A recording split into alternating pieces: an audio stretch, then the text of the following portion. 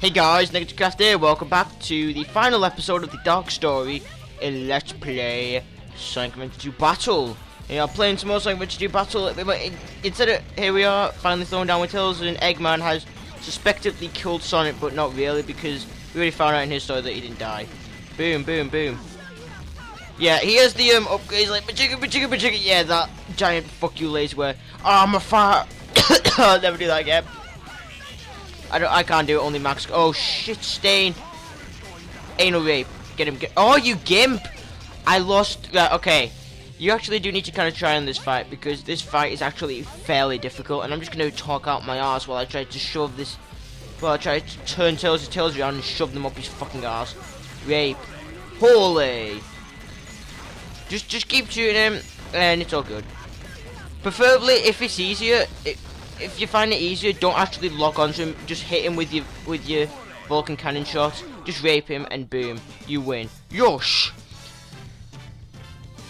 In fact, I can explain a little gimmick about each story once we get to probably the end of the game, which I'll explain at the end of this part. Central area. Can it count down? 21 minutes 7 seconds. I love how they're like real specific. I guess he was just a regular hedgehog after all. That's nice. So, Shadow thinks like just a regular hedgehog, blah blah. Now here's Rouge. Right, this is actually quite an important scene to the plot, personally, but it kind of has a massive plot hole. I don't think so. So that was your plan from the very beginning. Or was it a direct order from the president? Now I know who you are. You're that government spy, Rouge the Bat, aren't you? It took you this fucking long to realize that. You would think like Rouge the Bat, if Shadow had the power, if Shadow had like an entire internet thing, he would look up Rouge the Bat maybe, you know, just to see who she is or whatever. But she's a government spy, so this kind of introduces a plot hole from Security Hall. Why the hell did Rouge get locked up in Security Hall in the first place if she's part of the government to begin with? It's just a really dumb plot hole. But here is Rouge talking about the ultimate life form. I'd laugh if she like fell off the edge. Just imagine falling off the side of that platform. Oh, we saw something there. A lizard type creature, which is very important very later on. Yes.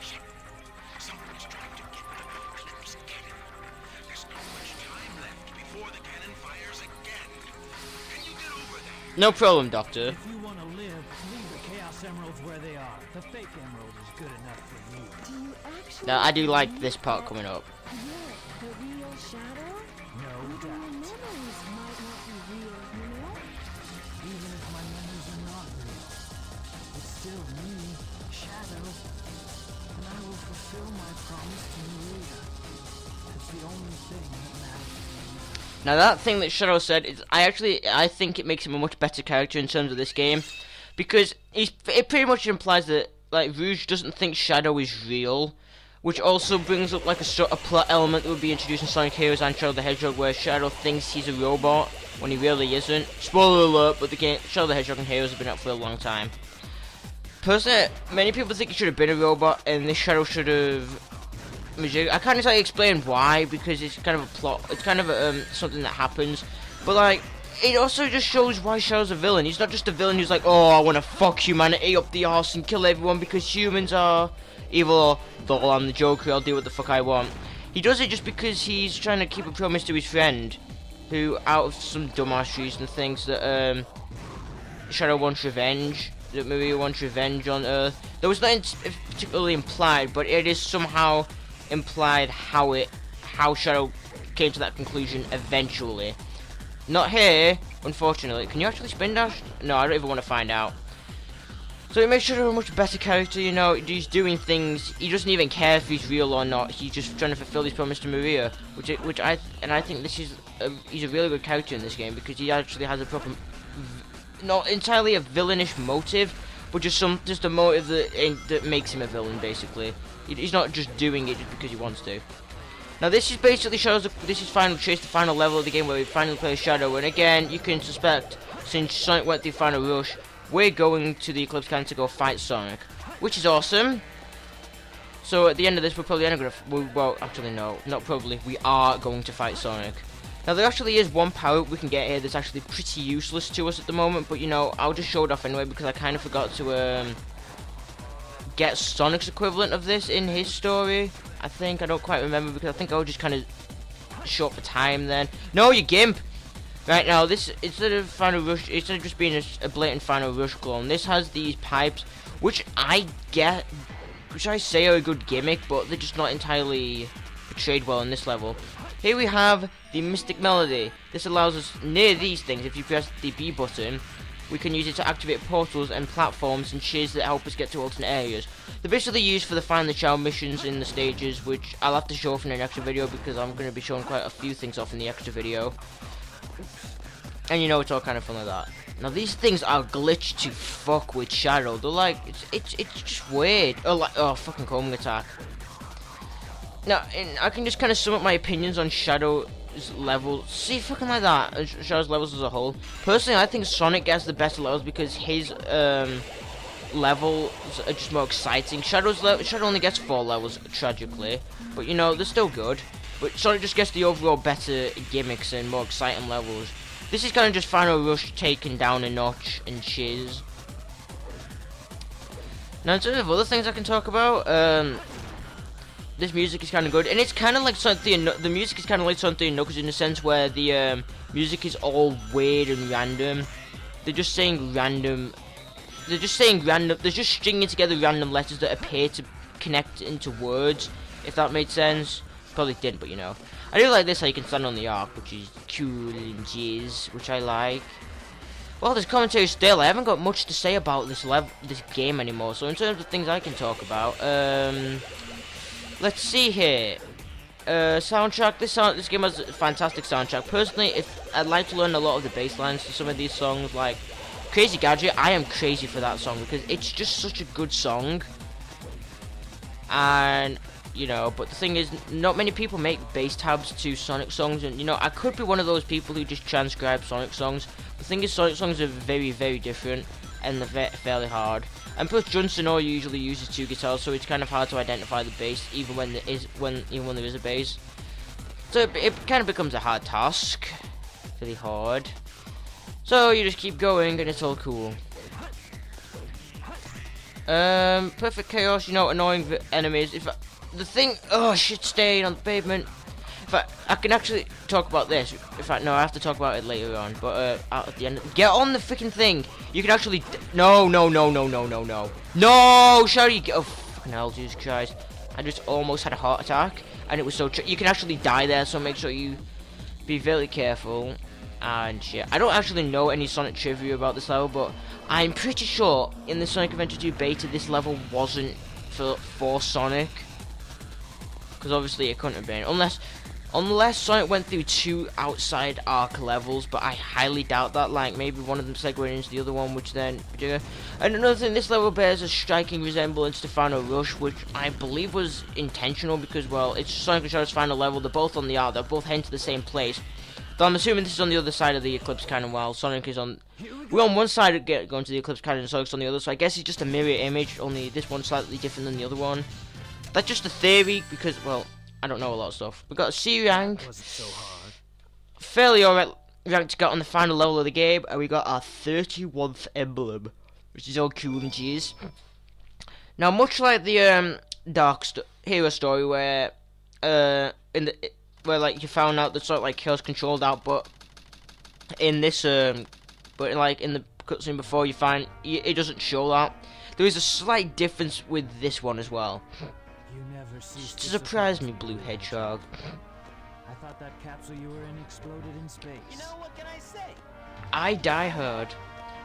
Like right here. The thing that is kind of interesting about this is you don't actually find out how Sonic survived. He just survives and like, holy shit, Sonic survived. So that's what I kind of like. So you have to play the hero story to figure that out, which is cool. And now we're heading to the final battle. Sonic, you fucking blue hedgehog, you awesome sexual blue hedgehog. I am going to put an end to you. Now this cutscene kind of ends off suddenly. Like that. The music doesn't even begin to fade out. You just do it and it's all boom. Here we are, the final boss of the game, Sonic. Now, this is pretty much exactly the same as the fight before with Sonic, except we're just Shadow. And he can use Chaos Control, and he'll say like the dumbest thing, like, "I'll use you," like that. He just like out-talks himself. "I'll use you, Chaos Control." It's like, "I'll shoot Troublemaker." You can actually like stock up on a lot of lives here, but apparently I've heard after 10ish minutes, everything just falls and you die, which is cool. Right, now eventually Sonic will get smart and start using his things that all the characters use, like the power-ups, like Fire Power Laser and the things that Knuckles and Rouge use. Like that. He'll get a bit smarter now. So let's just keep going. And I actually finished the Dark Story first, so I was playing this with Shadow, which was cool. Oh shit! Oh crap! No! No! No! No! No! No! No! No! No! No! No! Fucking twit! That Shadow, time for me to finish this. But you know, it was all good because, well, this was the first time I got here first because I could never beat Crazy Gadget as a kid. So I got here first and I beat Dark Story, and it was all kinds of cool. And I'm sucking so hard here. Stars don't twinkle, the moon doesn't shine. I personally think this is the theme. This theme is better than the remake in general. I'm talking out my fucking arse now. I have nothing to say about this. To commentary, I have an obsession with Hayley Williams at the moment. Singer Paramore, she is the definition of fucking hot. Oh my god, you don't understand how hot Hayley Williams is. She apparently she's a bitch, but I think she's hot. Personally, I think Paramore is trying to become one of my new favourite bands next to Green Day, and I find it pretty hard for a band to top Green Day. But the thing is, Paramore are just good. No, personally I think they should actually have got a proper drummer instead of like doing the shiz. Instead of like, because like the 3-piece and they don't actually have a proper drummer, and it's only vocals, guitar, bass. And they should, because the Farrell brothers, the guitar and the drummer dropped. I'm pretty sure you know this if you're a Paramore fan. Well, okay, right. Stay here, spin dash. Die! You're gonna fucking die, Sonic. Right. Can I, like, spin dash into him? Oh, you fucking twit.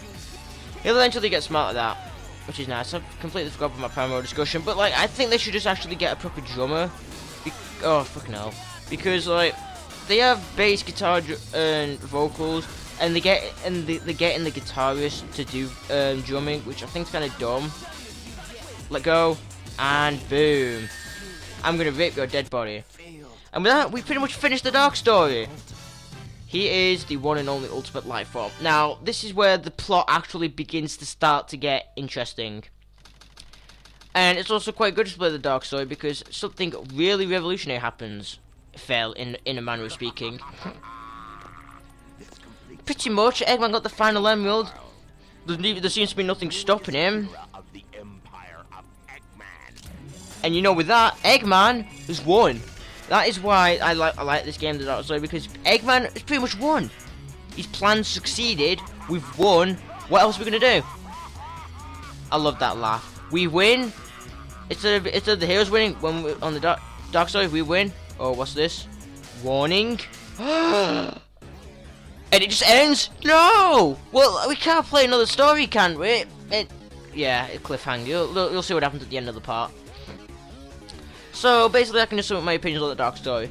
Personally, in terms of story, and perhaps certain gameplay elements, I personally think the Dark Story is more enjoyable than the Hero Story.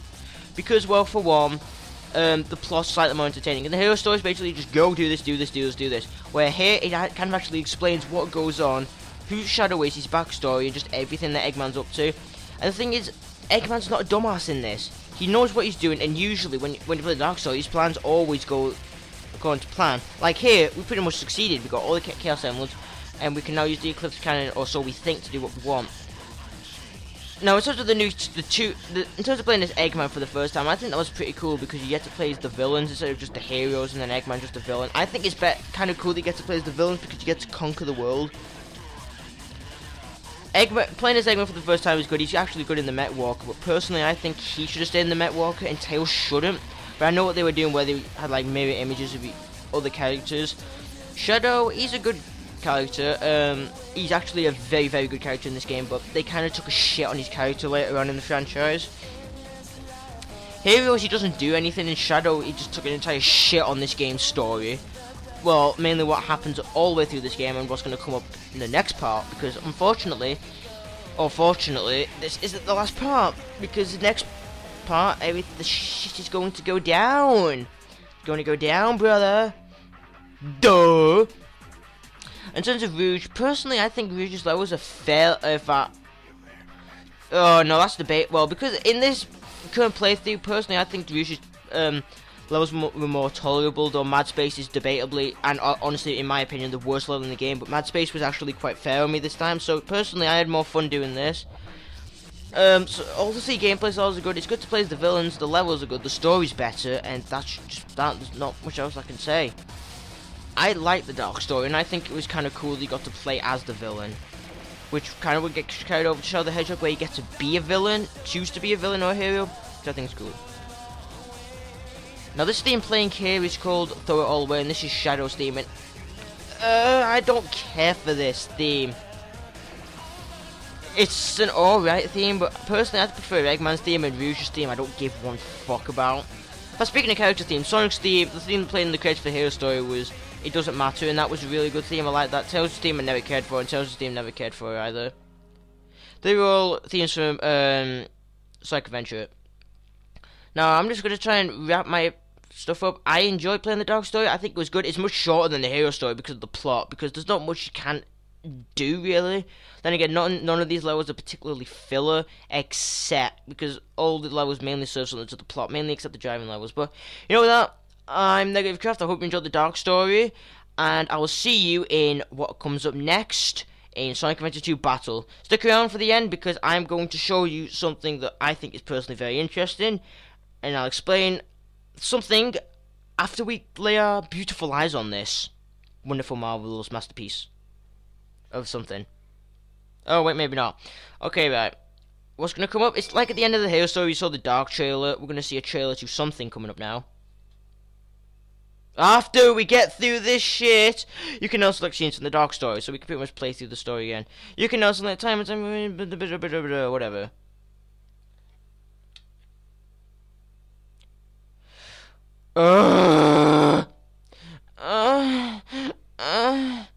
Level 4, what's that? Oh, yeah. The ultimate life form. Chaos control. Space desperation. Supersonic. Collision. Untamed power. Maria. Professor Gerald. The truth about 50 years ago. Sonic Adventure 2. Last episode. Wishes are eternal. Ooh, last episode. This was a gimmick introduced in this game. And if you had any plot hole concerns about anything in this game that you still have unanswered questions, well, it's going to be resolved in the last story, which I will commence this story in the next part. Sucks to be you. So anyway, I'm NegativeCraft, the Jones. I'll see you in the next episode of Sonic Adventure 2, where we tackle the Dark Story, where shit gets fucking real. See you later.